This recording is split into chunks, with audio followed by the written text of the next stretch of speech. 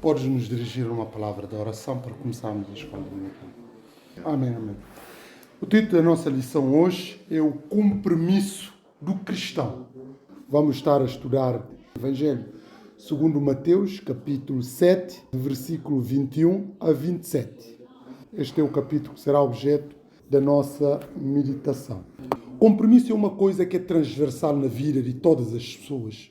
Qualquer ser humano tem alguns compromissos que tem que arcar, mesmo já quando nós somos crianças, temos deveres e obrigações, porque nós, quando falamos de compromissos, não podemos dissociá-lo com deveres e obrigações.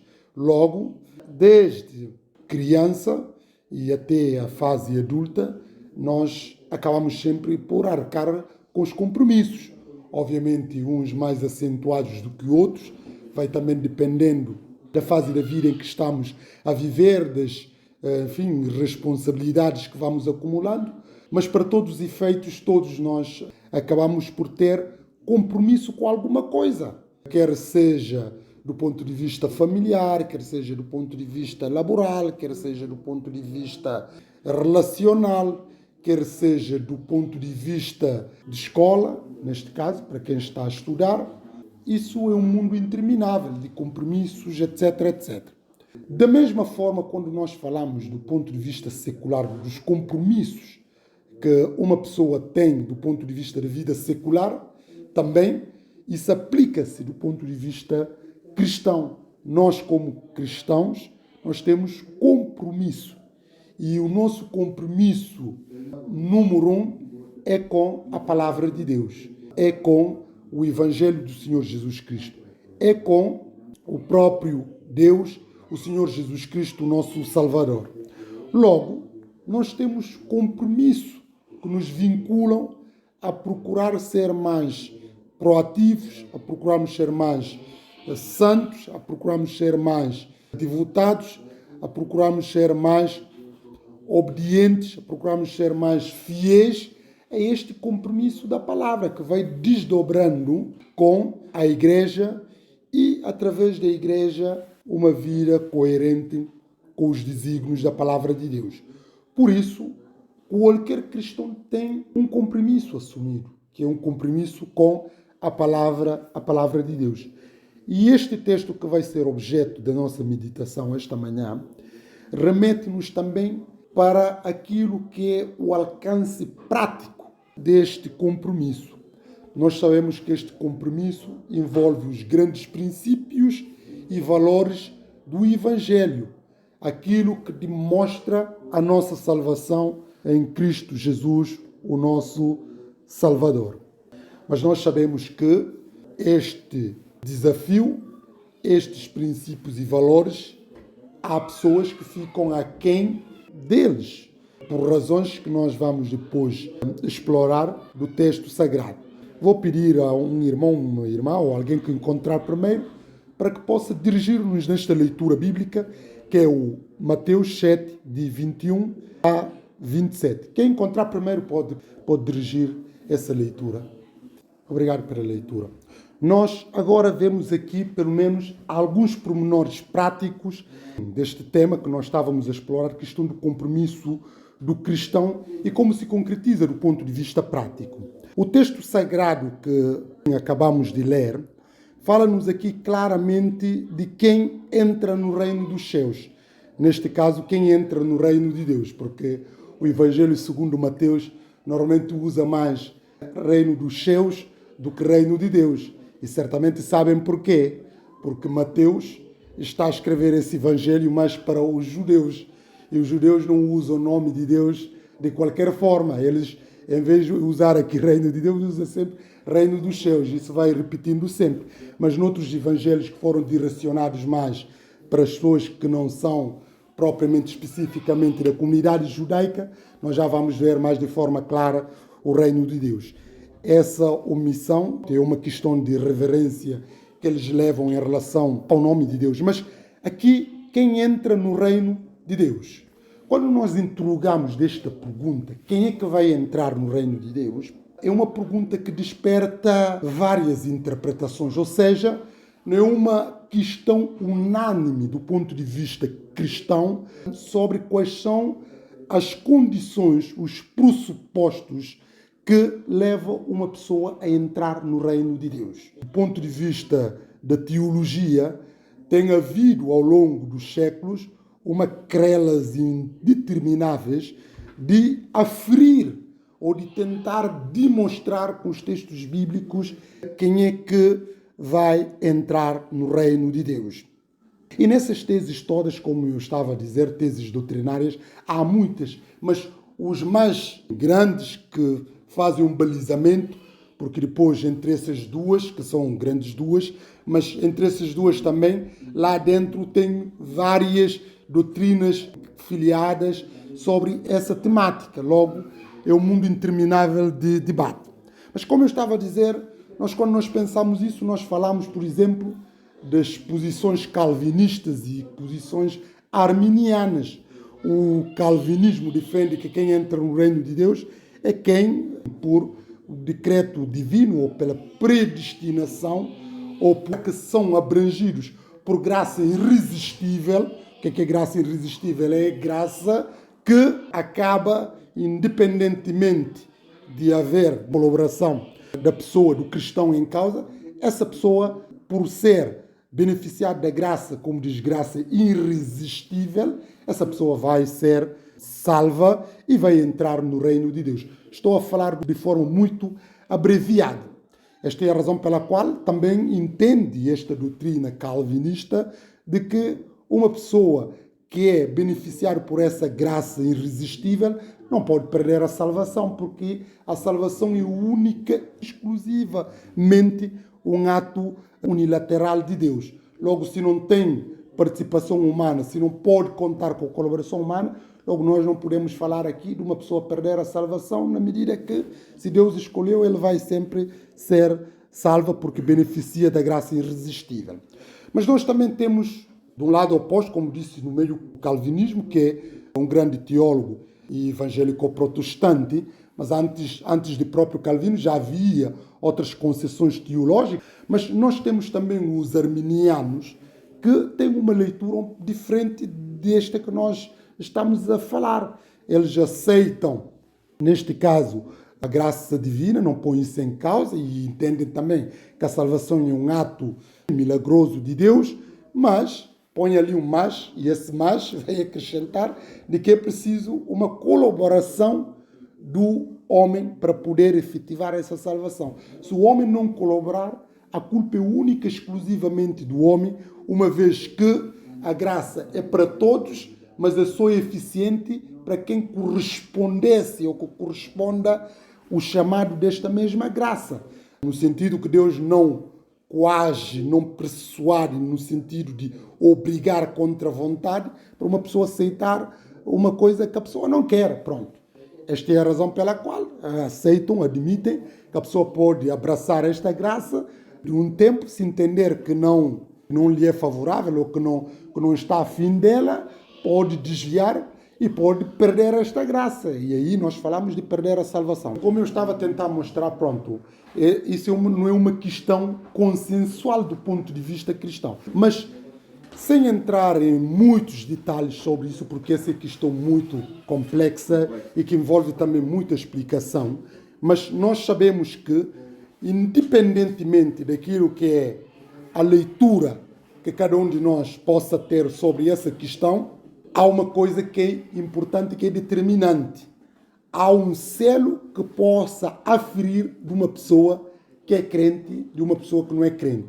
Uma pessoa que é crente ou uma pessoa que vai beneficiar da salvação, independentemente de falarmos como é que essa pessoa vai conseguir essa salvação, se é pela graça irresistível ou se é pela colaboração da pessoa no âmbito desta salvação, mas há um ponto que é essencial, que é o ponto da obediência, da fé, da santificação, como marca distintiva para uma pessoa entrar no reino de Deus. E todas essas escolas, apesar de todas essas divergências que têm, pelo menos convergem-se neste ponto. Não há ninguém que diz agora a pessoa pode entrar no céu sem ter uma vida santificada, sem ter obediência à palavra de Deus, sem renunciar aos valores do mundo, sem negar o pecado, sem, enfim, estar no centro da vontade de Deus. Ora, pelo menos aí há uma convergência. E isto, mais ou menos, também é uma evidência da marca do Espírito Santo na vida do cristão. Ou nós conseguimos aferir uma pessoa se é nascida de novo através dos seus frutos, através do seu comportamento, através da sua obra, através da sua conduta, através da sua forma de estar e encarar a vida. Isto é marca importante, determinante para nós, enfim, sabemos que se aquela pessoa é ou não crente nascido novo. Obviamente podemos enganar, como também vamos ver aqui no texto, porque há pessoas que conseguem falsificar, que conseguem ludibriar, que conseguem passar uma imagem daquilo que não são, mas Deus sabe. Nós podemos equivocar nisto. Aliás, o texto vai nos mostrar isso. Nós podemos enganar. Como nós, às vezes, vemos uma pessoa, partimos do princípio que aquela pessoa é uma boa pessoa, é uma pessoa honesta, é uma pessoa de boa reputação, mas depois acabamos por surpreender de que realmente aquela pessoa é tudo oposto daquilo que nós idealizamos nela. Logo, nós, os seres humanos, somos limitados em poder tirar conclusões perfeitas sobre uma pessoa, porque nós não conseguimos ver o coração, nós só conseguimos ver aspectos exteriores. E aspectos exteriores nós sabemos, podemos enganar, mas Deus olha por corações, Deus não engana. Pronto. Mas para todos os efeitos, apesar deste engano, apesar destes erros que nós podemos cometer, pronto, temos de dar benefícios e dúvidas e temos que reconhecer, pelo menos a condição indispensável é a pessoa, pelo menos, demonstrar uma vida de santidade. Obviamente, isso só também não chega, porque uma pessoa pode demonstrar uma vida de santidade e depois, quando está num contexto que ninguém lhe conhece e tem um pensamento, motivações e forma de estar, de pensar completamente aquilo que ela demonstra na sua vida pública. E os fariseus eram muito bons nisso. Nós, às vezes, nós não conseguimos saber, mesmo nos nossos relacionamentos que vamos tendo, alguém pode nos elogiar, pode até solidarizar conosco, pode até estar sensíveis conosco. Não quer dizer que aquela pessoa, aquilo que está a verbalizar realmente é a sinceridade do seu coração. Isso pode acontecer. A pessoa pode estar a demonstrar afeto, atenção, carinho, sensibilidade, predisposição para nos ajudar, mas quando que está a pensar tudo ao contrário no seu íntimo, no seu coração, mas nós não conseguimos saber. Aliás, é o que acontece, por exemplo, quando nós vemos no âmbito mais sentimental, as pessoas, permitam-me essa expressão, que sabem bater o couro para conquistar a outra ou outro, e depois, às vezes, até nem estão afim daquela pessoa, mas quer só, enfim, conquistar aquela pessoa para depois descartar. Mas no início, quem ouve aqueles galanteios, sobretudo é mais comum as mulheres caírem nesses galanteios dos homens, a pessoa pode pensar, uau, hoje encontrei o príncipe da minha vida, o homem da minha vida. Mas às vezes, se calhar, está perante uma pessoa, pode acontecer em determinadas situações, como acontece, cair nas mãos de uma pessoa que é carrasca, que pode ser desgraça para a sua vida, etc, etc. Por isso, nós temos que aferir as pessoas por aquilo que falam, é verdade, por aquilo que demonstram. Isso já é um ponto importante, mas não é isso que vai determinar as coisas. O que vai determinar é o íntimo do nosso coração, aquilo que está no nosso coração. Se aquilo que está no nosso coração corresponder às boas intenções que verbalizamos, aí está tudo correto. Nem sem razão que há um ditado popular que diz, e certamente vocês conhecem, de boas intenções está o inferno cheio. Por que diz esse ditado, de boas intenções está o inferno cheio? Porque só boas intenções não chega. É preciso que essas boas intenções traduzem realmente aquilo que é o íntimo da pessoa. Se uma pessoa diz para outra, eu te amo, és amor na minha vida, só por palavras, se no seu coração pensa outra coisa, aquilo eu te amo não tem qualquer tipo de valor. Aliás, para quem gosta de filosofia, Kant formulava tentava desvendar, Immanuel Kant, que é um grande filósofo, sobre aquilo que é agir por dever, outra coisa é agir por dever ser. Ele faz essa grande distinção, aquilo que é dever e o dever ser. O dever é a pessoa agir, como nós dizemos hoje na linguagem corrente, por politicamente correto. Se uma pessoa está a ser politicamente correto, essa pessoa está a ser sincero? Obviamente que não.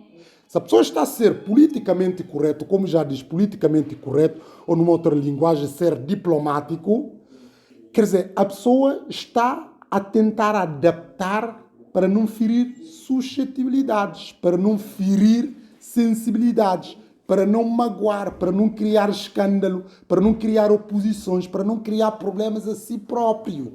Logo, a pessoa tem que ajustar para ser politicamente correto, para ficar bem e deixar os outros também ficar bem.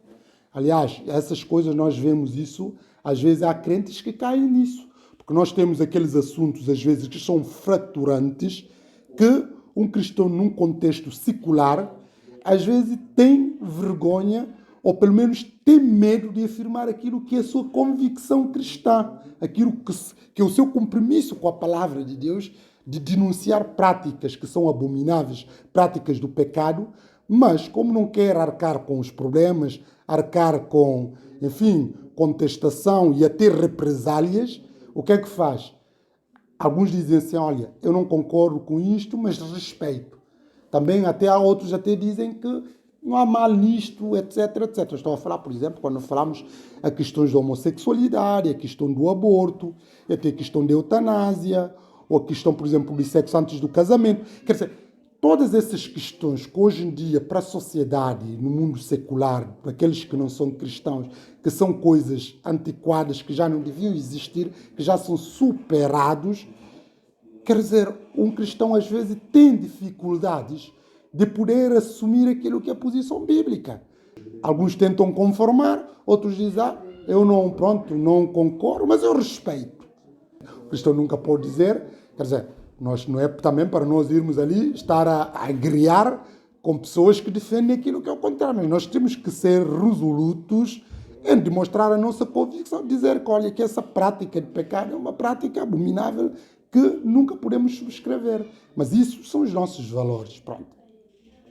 Mas como eu estava a dizer, para ilustrar essa verdade, é que as pessoas às vezes, quando demonstram essa ideia do politicamente correto, não estão a ser sinceros, porque não espelham aquilo que é a autenticidade do seu coração. Porque se aquilo, a pessoa vai falar aquilo que realmente pensa, se calhar vai criar mais problemas para si. Esta é a razão pela qual as pessoas normalmente que são mais autênticas ou que são mais genuínas, normalmente são pessoas também que estão sempre a ter problemas porque as pessoas dizem assim, o fulano não tem filtro. Obviamente que temos que ter também alguma moderação, porque também temos que saber dizer, como a palavra de Deus nos diz, verdade em amor. Nós temos que saber dizer a verdade em amor. Logo, isso também é preciso algum equilíbrio. Obviamente, não estou a dizer aqui para sermos politicamente corretos e nem subscrever ao pecado. Não é nada disso. Mas às vezes há coisas que, da forma como é dita e como deve ser dita, é muito importante. Isso também requer, de alguma certa forma, sabedoria divina e a orientação do Espírito Santo para nos ajudar, etc, etc. Mas como eu estava a dizer, Kant falava nesta questão do dever ser e do dever. E ele dá a ilustração, por exemplo, vamos supor, dois empresários, dois comerciantes que vendiam produtos da primeira necessidade. Um decidiu baixar o preço para ajudar a população da sua região porque estão carenciados, estão com problemas e decidiu baixar o preço. Pronto. O outro também, como em consequência do seu rival baixar preço, ele que não tinha intenção de baixar preço, mas também estava a perder clientela, decidiu que vai também baixar para ajustar o mesmo preço do primeiro. Agora, Kant pergunta, perante essas duas ações, os dois praticaram uma boa ação aos olhos de terceiros, aos olhos de quem está a ver. Mas o primeiro, a ação dele tem conteúdo moral, o que ele diz, porque ele agiu por dever ser. Ele não agiu por lucro, por tirar contrapartidas ou por uma questão de motivação egoísta, não. Ao passo que o segundo, que baixou porque não tinha alternativa, esse baixou, mas a sua ação não tem conteúdo moral, porque ele baixou tão simplesmente porque não tinha outra alternativa. Pronto. Isto para ilustrar isso. E esta questão também que nós estamos a falar, aqueles que dizem que são cristãos, que estão na igreja, que fazem parte dos ministérios da igreja, louvam a Deus, até ostentam uma vida santificada, isso só não chega. É preciso serem realmente coerentes, condizentes com a sua profissão de fé. O coração tem que estar rimado com aquilo que professam. Porque se o coração pensa o contrário, isto é deitar tudo abaixo. Como diz Tiago, nós não temos que contentar só em ouvir a palavra de Deus para sermos meros ouvintes e proclamadores, mas sim viver a palavra de Deus. Porque caso contrário, estamos a enganar-nos a nós mesmos com falsos discursos, etc, etc. E ele vai depois especificar que fé sem obras é morta. Fé que não traduz os frutos do Espírito Santo, os frutos que nós vemos de uma forma mais restrita no livro de Gálatas 5:22, não tem qualquer tipo de sentido. Pronto. E Jesus vai explicar: pelos frutos os conhecereis. Os frutos do nosso coração, que transborda do nosso coração, obviamente também, que tem reflexo a nível exterior na nossa vida, isso é que vai confirmar realmente se nós somos ou não crentes. Mas para termos o nosso texto sagrado, Evangelho segundo Mateus, versículo 7, de capítulo 21 e seguintes, na minha versão diz assim: nem todos aqueles que me dizem Senhor, Senhor, entrarão no reino dos céus, mas apenas os que fazem a vontade do meu Pai que está nos céus. Jesus foi aqui muito peremptório, muito categórico, muito determinante, muito decisivo a demonstrar que nem todos aqueles que lhe dizem Senhor, Senhor, entrarão no seu reino. E isto remete-nos para algumas considerações. Desde logo que muitas pessoas vão chamar Jesus Cristo Senhor, Senhor, Senhor, e mesmo assim essas pessoas não vão entrar no reino de Deus. Isto tudo para quê? Dizer aquilo, nota introdutória que eu estava a explicar. Não basta só verbalizar, não basta só falar, mas sim viver.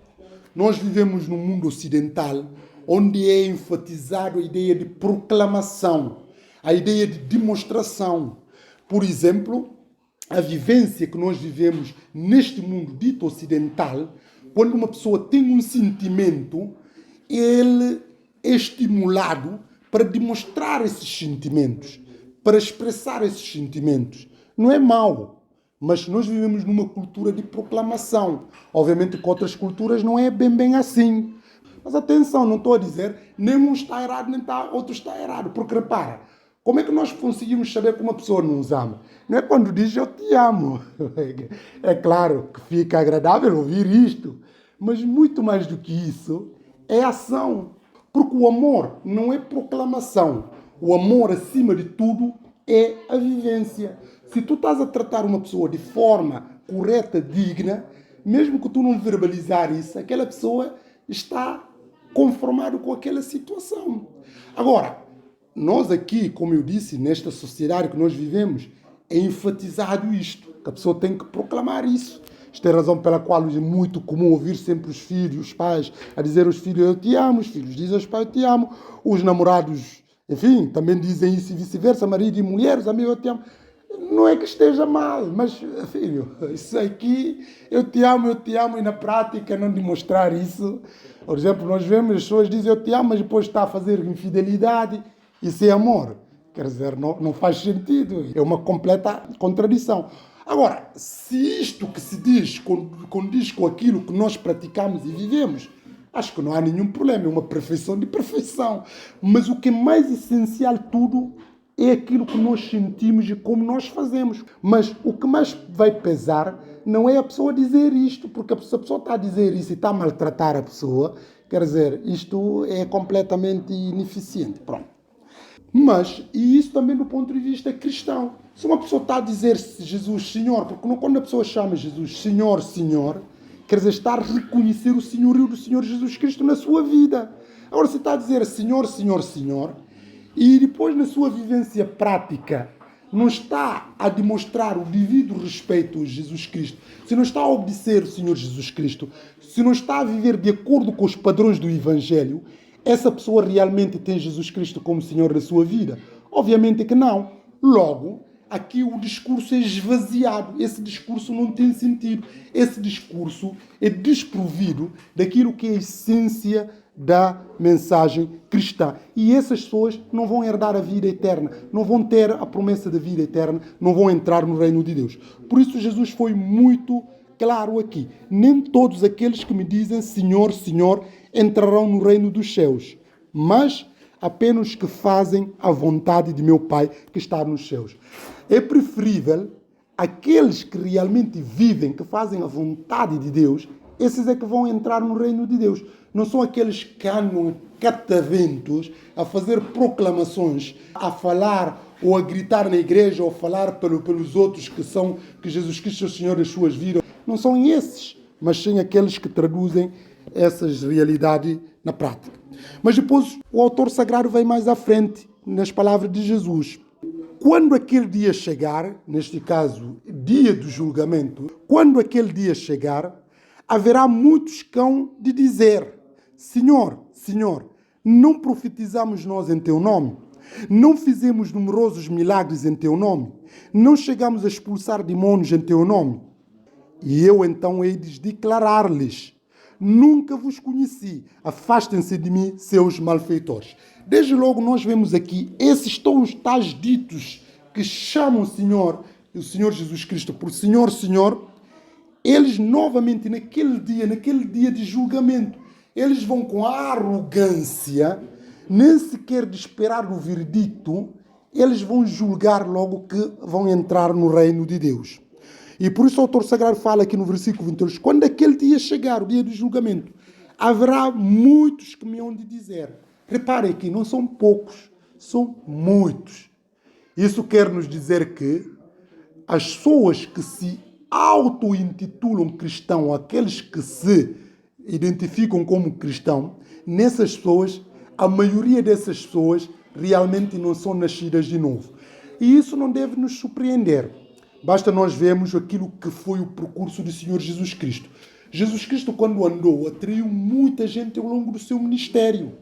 Mas quando terminou todo o seu ministério, eram só aproximadamente 500 pessoas.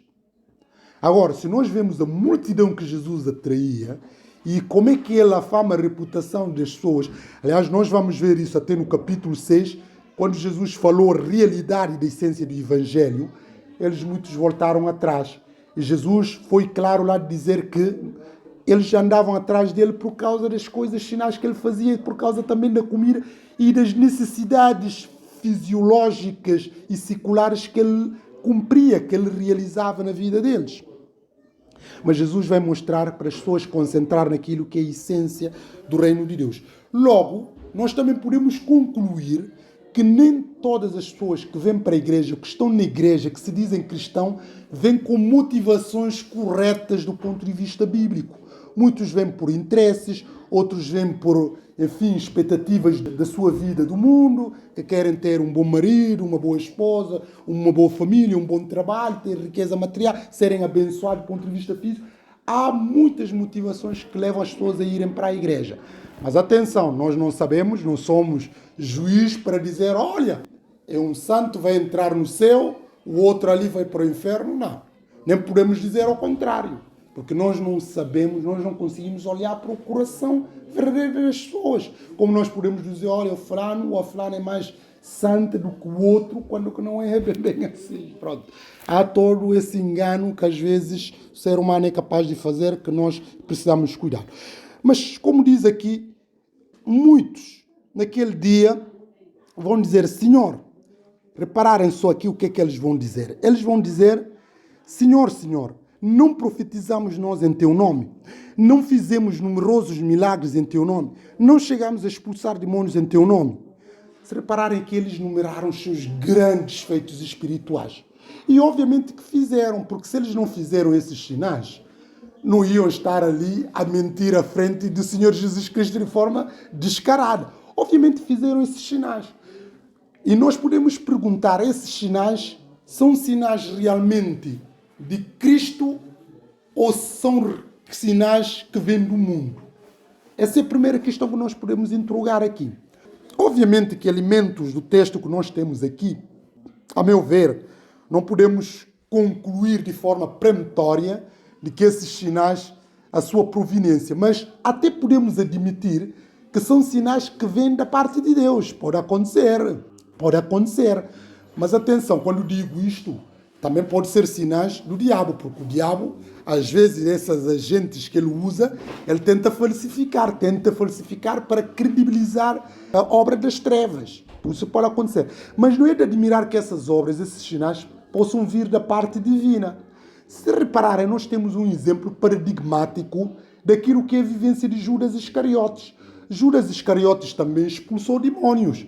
Judas Iscariotes foi comissionado para evangelizar, evangelizou e teve grande aderência. Nós vemos, primeiro 2-2, depois no grupo de 70, que fizeram grandes prodígios e sinais. Judas expulsava demônios, etc. E claro que essa expulsão foi com a marca do Espírito Santo. Marca do Espírito Santo, atuação, porque ele estava no âmbito da igreja. Mas mesmo assim nós vemos que Judas não foi salvo.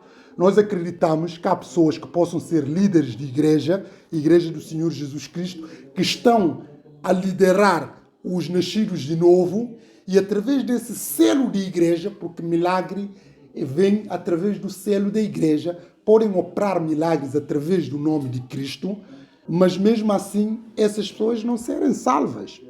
Esse selo da marca identitária da igreja pode dar nessa faculdade. Mesmo até aqueles que não são crentes, eles podem usar, inclusive, o nome de Senhor Jesus Cristo e surtir efeito.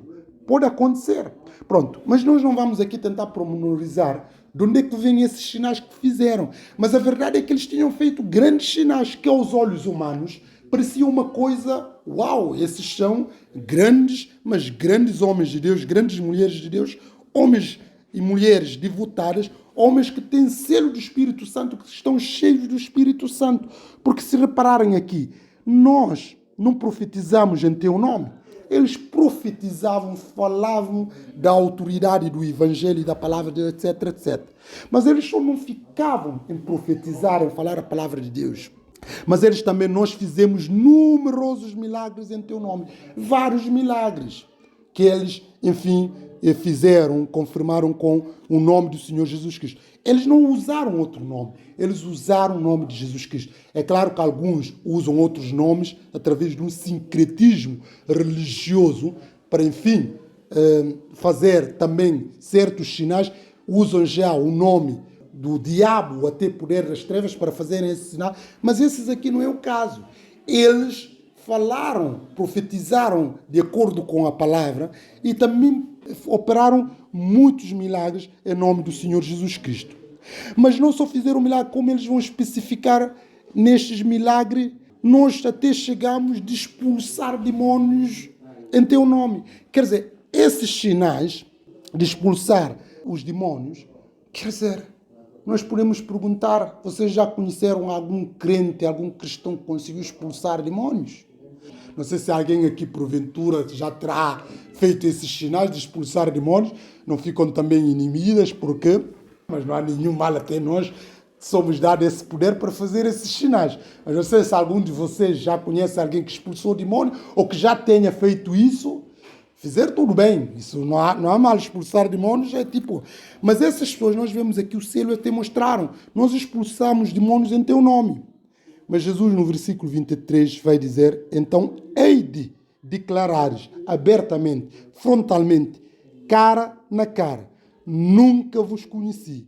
Afastem-se de mim, seus malfeitores. Ou seja, Jesus vai ser muito peremptório naquilo que é o comportamento dessas pessoas. Nunca vos conheci.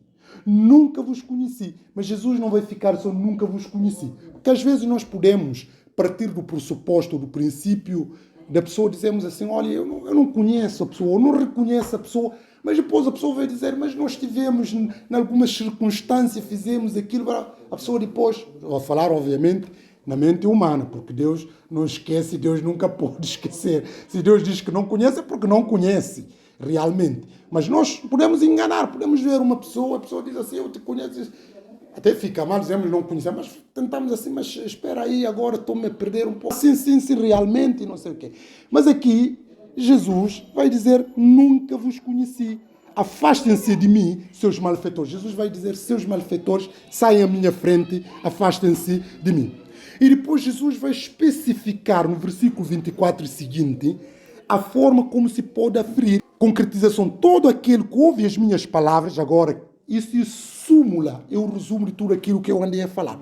Todo aquele que ouve as minhas palavras e as põe em prática, pode comparar-se ao homem sensato que construiu a sua casa sobre a rocha. Repara, quem ouve a palavra e colocar em prática. Agora, só ouvindo a palavra e não colocar em prática, não tem qualquer tipo de consequências espirituais, muito menos benefícios espirituais. A pessoa tem que ouvir e pôr em prática. Bem-aventurados se praticais aquilo que dizem as Escrituras. Todo aquele que ouve a minha palavra e põe em prática, Jesus vai, enfim, explicar. Pode comparar-se ao homem sensato que construiu a sua casa sobre a rocha. Caiu muita chuva, vieram as cheias e ventos sopraram com força contra aquela casa. Mas ela não caiu, porque os seus alicerces estavam assentes na rocha. Porém, aquele que ouve as minhas palavras é uma outra pessoa, um outro construtor. Porém, aquele que ouve as minhas palavras e não as põe em prática, pode comparar-se ao homem sensato que construiu a sua casa sobre a areia. Caiu muita chuva, vieram cheias e ventos sopraram com força contra aquela casa. Ela caiu e ficou arruinada. Ou seja, nós vemos aqui essas situações de chuva, cheias, ventos, tempestades. Nós estamos a falar de duas casas, todas da mesma forma, bonitas por exteriores. Mas depois, o que é que vai demonstrar a diferença dessas casas? É a construção. E essa construção depois virá problemas. Essas tempestades, nós estamos a ver chuvas, torrentes, tempestade, vento e água, inundações. Isso tudo é os desafios que vêm à nossa vida. Problemas que vêm à nossa vida. Problemas difíceis de suportar. E daí que se vai ver um verdadeiro cristão. Porque quando há bonança, essas duas casas, quando estavam construídas, um que foi na rocha e outro na areia, se não houvesse problemas, continuavam firmes. Não havia situação de nenhuma delas caírem, porque estavam construídas tudo. Mas nós sabemos que vêm problemas. Como nós vivemos o tempo, nós sabemos que o tempo chega o período de inverno, chega o período de vento, chega às vezes situações de mau tempo. A pessoa tem que estar preparada. Logo, se não estiver preparada, vai ter problemas. Logo, a construção aqui é construir sobre a rocha. O que construiu sobre a rocha é quem construiu sobre o fundamento, sobre o Senhor Jesus Cristo. E todos aqueles que estão verdadeiramente fundamentados em Jesus Cristo, não são aqueles que se autoproclamam de forma falsamente, de forma, enfim, camuflada, mas realmente aqueles que nasceram de novo. Essas pessoas não são problemas que vêm à sua vida que vão abandonar a fé. Venham doenças, venham perdas, venham desemprego, venham situações anormais. Essas pessoas vão continuar sempre de pé. Não vão abandonar a fé. Não vão voltar atrás. Mas nós sabemos que há muitas pessoas que são crentes. Quando vêm problemas, elas abandonam. Desistem. Por quê? Porque as expectativas dessas pessoas não são genuínas com a palavra, estão pelos seus próprios interesses. Logo daí que se possa aferir um verdadeiro cristão. Porque é tudo bonito, nós louvamos a Deus, louvado seja Deus, quando está tudo bem. Mas nós sabemos que a nossa vida não vai ser sempre mar de rosa, não vai sempre correr bem. Vai vir problemas realmente que vai nos querer mesmo afundar. Nós sabemos que em circunstância nenhuma vamos afundar. Podemos até estar em sombra da morte, como diz o salmista, mas Deus providenciará sempre outro escape. E isto é que a nossa lição vai nos mostrar. O determinante é a praticabilidade da palavra. O cristão deve viver a palavra e deve praticar a palavra e deve estar no centro da palavra, porque só assim que ele vai ganhar passaporte para entrar no reino de Deus. Agora, quem descura a sua vida na ortodoxia, no religiosismo e também numa vida de felicidade, numa vida para os outros verem, essa pessoa realmente vai ter problema no grande dia.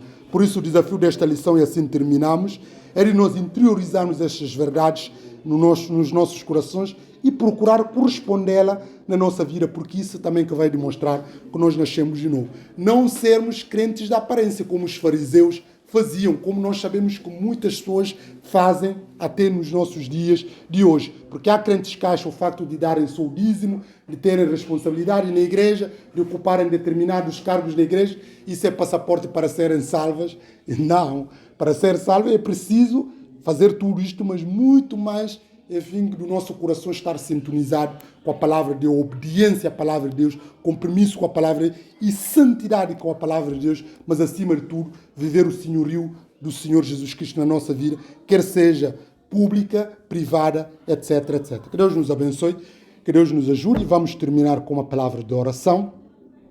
E vou pedir ao irmão que está aqui à frente para terminar com uma palavra de oração. Amém, amém.